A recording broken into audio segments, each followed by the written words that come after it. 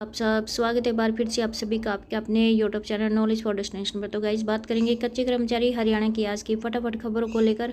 तो आइए जल्दी से जान लेते हैं आज की खबरें की कौन सी खबर कहां से आई है। लेकिन गाइस इससे पहले अगर आप चैनल से पहली बार जुड़े हो तो चैनल को भी जरूर सब्सक्राइब करें। तो सबसे पहली खबर देख लीजिए जो कि आपकी यमुनानगर से है कि भारतीय मजदूर संघ की हुई बैठक। तो जी हाँ गाइस, यहाँ पे भारतीय मजदूर संघ से संबंधित जिले की सभी यूनियन के जिला पदाधिकारियों की मीटिंग है जो उत्तर क्षेत्र से संगठन मंत्री सोहन लाल गुप्ता ने ली है।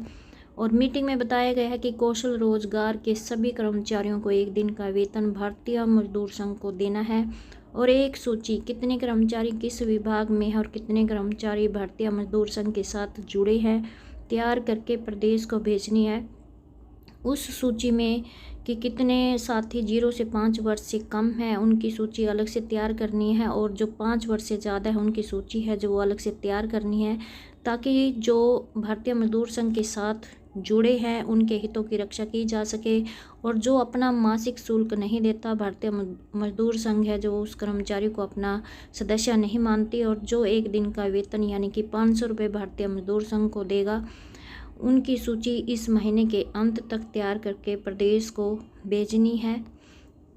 और वहीं पर गाइस यहाँ पे जो अभी केवल कौशल रोजगार में शामिल ही हुए हैं यानी कि 0 से 5 वर्ष के कर्मचारी की जॉब सुरक्षा व वास्तविक अनुभव का लाभ लेना, जॉब सुरक्षा जैसी मुख्य मांगों के साथ अभी बहुत सी समस्याएं हैं तो जो अभी अधूरी पड़ी हुई हैं, इसलिए संगठन ने ही यहाँ तक पहुंचाया है और आगे की समस्याओं का समाधान भी संगठन ही सरकार से वार्ता कर निकालेगा। नेक्स्ट बड़ी खबर देख लीजिए जो कि आपकी यहाँ पे यमुनानगर से है कि मांगों को लेकर आंगनबाड़ी वर्करों ने अनाज मंडी के बाहर दिया धरना, आरोप कि सरकार लंबे समय से लंबित पड़ी मांगों की कर रही है अनदेखी।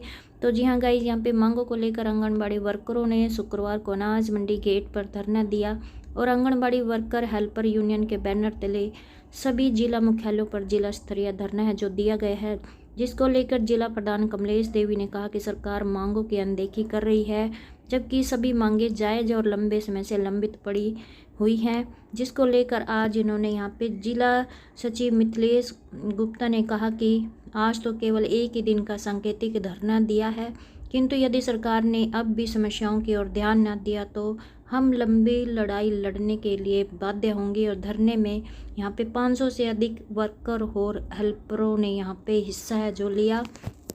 नेक्स्ट बड़ी खबर देख लीजिए जो कि आपकी नारनौल से है कि वेतन कटौती का विरोध, सिविल सर्जन को सौंपा ज्ञापन। तो जी हाँ गाइस, यहाँ पे नेशनल हेल्थ मिशन के कर्मचारियों ने वेतन कम के संदर्भ में जारी किए गए पत्र को लेकर कड़ी नाराजगी जताते हुए मांगों के संबंध में गुरुवार को civil surgeon doctor Dharmendra Sangwan को ज्ञापन सौंपने का काम किया गया है। और ज्ञापन में कर्मचारियों ने कहा कि यदि पत्र वापस नहीं लिया गया तो आंदोलन किया जाएगा। और वहीं पर इससे पूर्व कर्मचारियों ने पत्र की प्रति जलाकर भी रोष जो जताया था। और कर्मचारी एसोसिएशन के जिला अध्यक्ष डॉक्टर पुष्पेंद्र ने कहा कि प्रतिनिधिमंडल कई बार मुख्यमंत्री और स्वास्थ्य मंत्री से मिल चुका है, उनके द्वारा आश्वस्त किए जाने के बाद भी उच्च अधिकारियों की तरफ से कर्मचारी विरोधी पत्र हैं जो जारी किए जा रहे हैं। वर्ष 2021 में तत्कालीन सीएम ने एनएचएम कर्मियों के लिए 7वां वेतन आयोग का लाभ देने की सैद्धांतिक स्वीकृति है जो दी थी, जो कि अभी तक लंबित है। और सेवा नियमों को फ्रीज करने के आदेशों को निरस्त नहीं अगर किया जाता तो आंदोलन किया जाएगा। नेक्स्ट बड़ी खबर देख लीजिए जो कि आपकी अकोदा से है कि लाडो लक्ष्मी योजना को लेकर पोस्ट ऑफिस में ही खाता खुलवाना अफवाह। तो गाइस, यहाँ पे अभी तक लाडो लक्ष्मी योजना को लेकर कोई भी निर्देश हैं जो वो जारी नहीं हुए हैं, लेकिन इससे पहले ही लाडो लक्ष्मी योजना को लेकर यहाँ पे गांव में लोगों को लाडो लक्ष्मी योजना के तहत लाभ लेने के लिए पोस्ट ऑफिस में खाता खुलवाने के लिए गुमराह जो किया जा रहा है, जिसके तहत यहाँ पे चर्चा चल रही है कि जो महिला पोस्ट ऑफिस में खाता खुलवाएगी उसी को लाडो लक्ष्मी योजना के तहत लाभ मिलेगा, जिसमें यहाँ पे किसी भी प्रकार की कोई सच्चाई नहीं है। क्योंकि इस बारे में जब परिवार पहचान पत्र अधिकारी से बात की गई तो उन्होंने बताया कि किसी भी लाभार्थी का कहीं भी खाता हो, किसी भी बैंक में हो, वो इस योजना का लाभ है जो ले सकता है कि बशर्ते कि उसका बैंक खाता परिवार पहचान पत्र लिंक होकर वेरीफाई होना जरूरी है। और वहीं पर उन्होंने बताया कि अभी तक लाडो लक्ष्मी योजना के लिए किसी भी प्रकार का कोई भी निर्देश है जो जारी नहीं हुआ है और किसी भी बैंक या पोस्ट ऑफिस में खाता होना चाहिए और परिवार पहचान पत्र से लिंक होकर वेरीफाई है जो होना चाहिए। तो सरकार द्वारा दी जाने वाली सभी सुविधाएं, लाभ, सब्सिडी आदि का लाभ है जो आपके सीधे खाते में आएगा, जो बैंक या पोस्ट ऑफिस का खाता परिवार पहचान पत्र में लिंक होगा। नेक्स्ट बड़ी खबर देख लीजिए जो कि आपकी जींद से है कि मांगों को लेकर आंगनबाड़ी वर्कर्स ने रोष जताया। आशा वर्कर्स ने पहले लघु सचिवालय में दिया धरना, फिर एसडीएम को सीएम के नाम सौंपा ज्ञापन। तो जी हाँ गाइस, जींद में भी आंगनबाड़ी वर्कर्स और हेल्पर ने मांगों को लेकर लघु सचिवालय में सरकार के खिलाफ रोष प्रदर्शन किया और वहीं पर गाइस यहाँ पे जोरदार नारेबाजी करके अपने गुस्से का इजहार किया और सरकार को जताया कि मांगे पूरी नहीं की तो फरवरी महीने में अनिश्चितकालीन धरना जो देने पर मजबूर हो जाएंगी। और इसके साथ ही रोष प्रदर्शन करते हुए यहाँ पे एसडीएम सत्यवान को मुख्यमंत्री के नाम ज्ञापन सौंपने का काम किया और इसके साथ स्थानीय समस्याओं को लेकर डीपीओ को भी मांग पत्र दिया गया। और anganwadi workers and helper union की महासचिव दयावंती के नेतृत्व में यहाँ पे सुबह ही लघु सचिवालय के सामने आंगनबाड़ी महिलाएं एकत्रित हुई और सरकार के खिलाफ रोष प्रदर्शन किया। और उनका कहना है कि आंगनबाड़ी वर्कर्स और हेल्पर की मांगें लंबित पड़ी हुई है, जिसमें गुजरात हाईकोर्ट में आंगनबाड़ी वर्कर्स को सरकारी कर्मचारी बनाने का फैसला दिया गया है, तो ये हरियाणा में भी लागू किया जाए। सुपरवाइजर के पद वर्कर्स से भरने का मुख्यमंत्री का वादा पूरा किया जाए। आयु सीमा खत्म की जाए। प्ले स्कूल व क्रैच वर्कर को पूरा ग्रेड दिया जाए।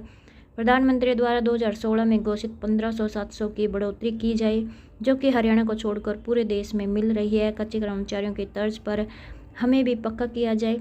हेल्पर के प्रमोशन को 25% से बढ़ाकर 50% करने समेत दूसरी मांगें पूरी करने के लिए मुख्यमंत्री के नाम ज्ञापन सौंपने का काम है जो किया गया है। और वहीं पर यहाँ पे सरकार को चेताया गया कि आंगनबाड़ी वर्कर्स और हेल्पर की अगर मांगे नहीं मानी तो फरवरी महीने में अनिश्चितकालीन धरना देने पर मजबूर है जो वो होंगी। नेक्स्ट बड़ी खबर देख लीजिए जो कि आपकी यहाँ पे देखो जींद से ही है कि जींद में मिड डे मील वर्कर्स का प्रांतीय सम्मेलन मार्च में। तो जी हाँ गाइस, यहाँ पे mid day meal workers union Jind block का 5वां सम्मेलन है जो वो सीटू के स्थानीय कार्यालय मजदूर भवन धागा मिल कॉलोनी में आयोजित है जो किया गया है। और वहीं पर सीटू के जिला उपाध्यक्ष कामरेड रमेश चंद्र ने कहा कि 30 व 31 मार्च को जींद में मिड डे मील वर्कर्स का प्रांतीय सम्मेलन होगा और राज्य सम्मेलन से पहले 8 फरवरी को जिले का सांगठनिक सम्मेलन भी है जो किया जाएगा। उन्होंने कहा कि वर्कर्स को तय मानदेय भी कई महीने तक नहीं मिलता। मानदेय भी 10 महीने मिलता है, जबकि काम है जो करीबन 11 महीने करना पड़ता है। उन्होंने कहा कि शिक्षकों व अन्य स्टाफ की तरह 12 महीने वेतन मिलना चाहिए व वेतन 26,000 रुपये से कम नहीं होना चाहिए। 2013 में 45वें राष्ट्रीय श्रम सम्मेलन ने मिड डे मील वर्कर्स सहित सभी स्कीम वर्कर्स को कर्मचारी मजदूर का दर्जा देने व न्यूनतम वेतन सहित सामाजिक सुरक्षा प्रदान करने की सिफारिश की थी। उन्हें आज तक लागू नहीं किया गया, इसलिए mid day meal workers federation of India के आह्वान पर 3 दिसंबर को संसद पर प्रदर्शन किया था। तो गाइज, अब ये अपनी मांगों को लेकर मिड डे मील वर्कर्स हैं जो प्रांतीय सम्मेलन मार्च में करने जा रही हैं। तो नेक्स्ट बड़ी खबर देख लीजिए जो कि आपकी चंडीगढ़ से है कि बिजली विभाग के निजीकरण के विरोध में सेक्टर 30 में पैदल मार्च। तो गाइज, यहाँ पे बिजली विभाग के निजीकरण के विरोध में लगातार प्रदर्शन है जो चल रहा है और इसी कड़ी में यहाँ पे गाइज शुक्रवार को भी शहर वासियों ने सेक्टर 30 में पैदल मार्च किया और जिसको लेकर इन्होंने कहा कि सभा को संबोधित करते हुए काउंसलर तरुण मेहता ने कहा कि प्रशासन को शहरवासियों के संघर्ष को हल्के में नहीं लेना चाहिए। इससे पहले कि शहरवासी सीधी लड़ाई के लिए सड़कों पर उतरे, उन्हें बिजली विभाग का निजीकरण रद्द है जो करना चाहिए। उन्होंने कहा कि शहरवासियों पर बिजली का अतिरिक्त बोझ नहीं पड़ने देंगे, वे निजीकरण का पुरजोर विरोध है जो करेंगे। तो गाइस, यहाँ पे जो चंडीगढ़ बिजली विभाग का निजीकरण किया जा रहा है तो उसको लेकर यहाँ पे लगातार विरोध प्रदर्शन है जो किया जा रहा है। तो नेक्स्ट बड़ी खबर देख लीजिए जो कि आपकी फतेहाबाद से है कि वेतन बढ़ाने की मांग को लेकर आंगनबाड़ी यूनियन का फतेहाबाद के लघु सचिवालय पर जिला स्तरीय धरना।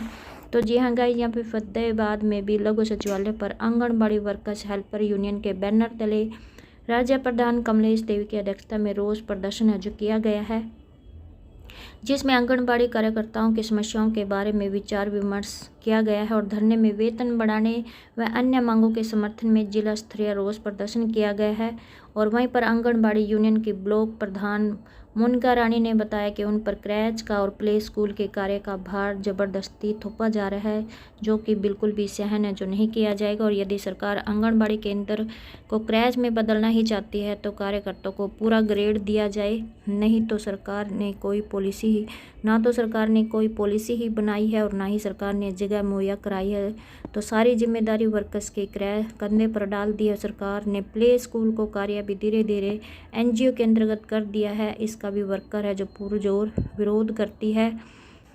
तो गई यहाँ पे वेतन बढ़ाने की मांग को लेकर आंगनबाड़ी कार्यकर्ताओं ने यहाँ पे सीटीएम को ज्ञापन सौंपा और वहीं पर आंगनबाड़ी वर्कर हेल्पर यूनियन ने यहाँ पे अपनी मांगों को लेकर रोष प्रदर्शन किया। नेक्स्ट बड़ी खबर देख लीजिए, जो कि आपकी चंडीगढ़ से है कि Haryana group D common cadre के साइड इफेक्ट। सरकार ने विभाग आवंटित किए विभागों में ज्वाइन नहीं कर पा रहे चयनित उम्मीदवार, क्योंकि सरकार ने ऐसे पदों पर ग्रुप डी कर्मचारी विभागों में भेज दिए हैं जो या तो है ही नहीं या फिर उनकी प्रकृति है जो अन्य किस्म की है। तो पूरे अपडेट भी देख लीजिएगा। यहाँ पे देखो, हरियाणा सरकार ने ग्रुप डी कॉमन कैडर बनाया हुआ है, जिसके तहत यहाँ पे 2 बार भर्तियाँ जो हो चुकी है।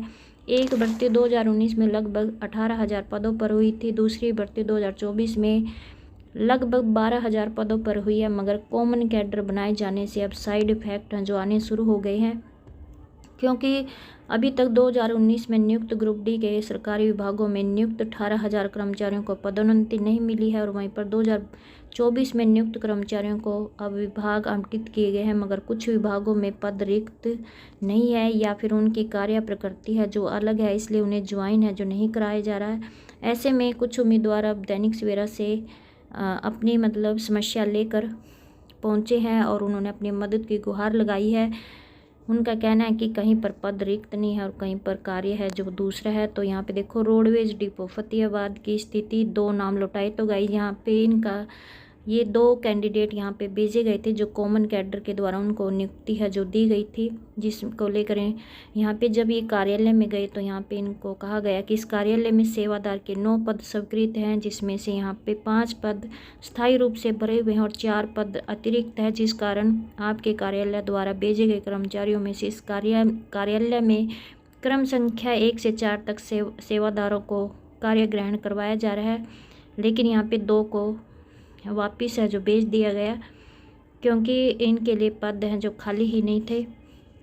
और इसी प्रकार गाइस यहाँ पे देखो, तो महिला बाल विकास विभाग में भी ऐसे ही कुछ भेजे गए थे यहाँ पे सेवादार, लेकिन विभाग में जिलावार सेवादारों की नियुक्ति उपलब्ध नहीं थी, इसलिए इन रिक्तियाँ उपलब्ध न होने के कारण यहाँ पे ग्रुप डी के सेवादारों के नाम भी वापस हैं जो भेजे गए हैं। यहाँ पे देख सकते हो, ये जिले का नाम दिखाया गया और यहाँ पे वापस भेजे गए सेवादारों के नाम दिए गए हैं। और वहीं पर देखो, यहाँ पे ये दिखाया हुआ है कुक, हेल्पर, लेबरर, माली पदों पर नियुक्ति की सच्चाई। तो यहाँ पे गाइस ये जो कुक, हेल्पर, लेबरर और माली के पदों पर यहाँ पे कुछ महिला कैंडिडेट थी और जब इनको यहाँ पे भेजा गया, लेकिन यहाँ पे जो इनका काम था वो इनके अनुरूप नहीं था, जिसके चलते इनको भी वापस है जो भेज दिया गया है। और वहीं पर यहाँ पे जो ग्रुप डी के 22 कर्मचारी, इनका कहना है कि इन्हें 6 महीने से वेतन नहीं मिला है।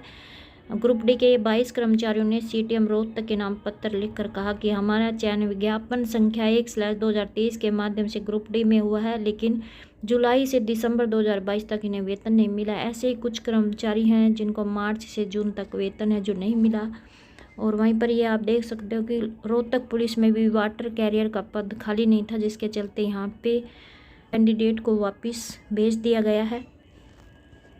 तो इनकी ये प्रमुख समस्या है कि इनका कहना है कि कहीं पद रिक्त नहीं है और कहीं पर कार्य है जो वो दूसरा है, जिसके चलते इनको वापस भेजा जा रहा है और इनकी ज्वाइनिंग है जो नहीं हो पा रही है।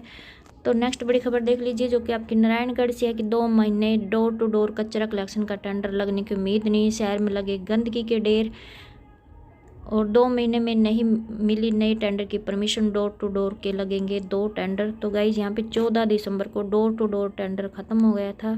इससे पहले 25 अक्टूबर को नगर पालिका ने नए टेंडर की अनुमति के लिए आला अधिकारियों को फाइल भेज दी थी, लेकिन 1.5 महीना बीतने के बाद भी कोई उम्मीद है जो नज़र नहीं आई। तो 7 दिसंबर को पुराने टेंडर के एक्सटेंशन की फाइल भेजी गई, इसके बावजूद कुछ नहीं हुआ। और वहीं पर गाइस यहाँ पे नाइट स्वीपिंग के कर्मचारी बोले नहीं मिला वेतन।